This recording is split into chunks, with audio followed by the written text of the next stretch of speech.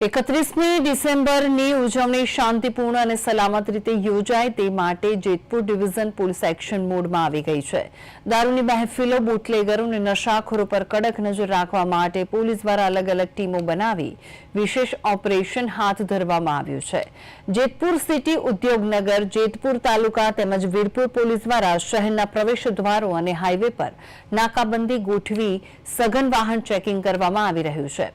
શંકાસ્પદ વાહનો ચાલકોનું breadth analyser દ્વારા પરીક્ષણ કરવામાં આવી રહ્યું છે અને દારૂ પીને વાહન ચલાવનારાઓ સામે કાયદા મુજબ કડક કાર્યવાહી કરવામાં આવી રહી છે।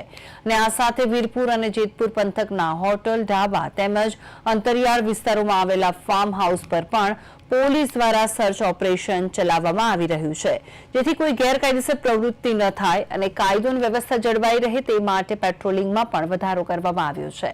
પોલીસ દ્વારા નાગરિકોને શાંતિપૂર્ણ રીતે નવું વર્ષ ઉજવવા માટે અપીલ કરવામાં આવી છે અને ખાસ કરીને યુવાધનને નશાથી દૂર રાખવા માટે પોલીસ સંપૂર્ણ રીતે સજ્જ હોવાનું પણ જણાવ્યું છે। કોઈપણ પ્રકારની ગેરકાયદેસર પ્રવૃત્તિ કરનાર સામે કાયદાનું શસ્ત્ર ઉગામવામાં આવશે તેવી ચેતવણી પણ આપવામાં આવી છે।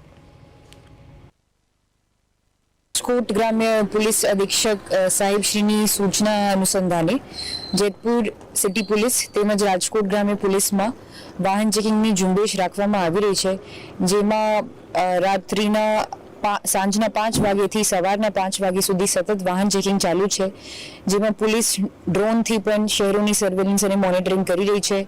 હાઈવે અને સીમ વિસ્તારમાં પણ પોલીસની નાકાબંધી ચાલુ છે, તેમજ કોઈ પણ વ્યક્તિ પાર્ટીના નામે કોઈ પણ ગેરકાયદેસર રીતે પ્રવૃત્તિ જેવી રીતે જુગાર અથવા દારૂનું સેવન અથવા NDPSના જો પદાર્થો છે એનું સેવન કરી એના ઉપર પોલીસ દ્વારા કડકમાં કડક કાર્યવાહી કરવામાં આવશે।